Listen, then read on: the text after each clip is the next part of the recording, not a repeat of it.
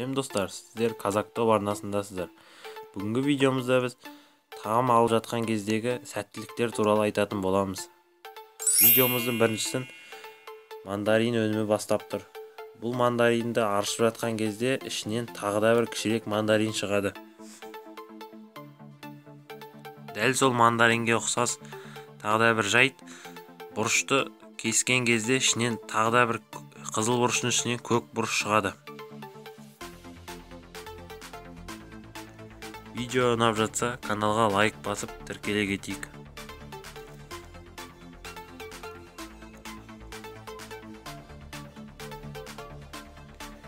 Адамдар супермаркеттерден тауарлар сатып алған кезде кейбір тауарлардан екі есе ұтады. Солардың бірі жұмыртқа өнімі. Мына адам жұмыртқа сатып алған кезде жұмыртқаларды пісіргеннен кейін аршып екіге тураса, барлығын ішінен екі сарыдан шығады.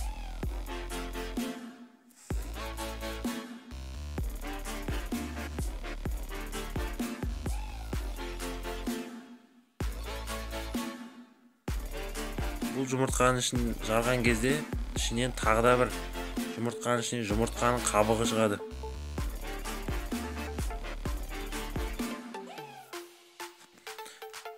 Келесі видеода көргендеріңіздей,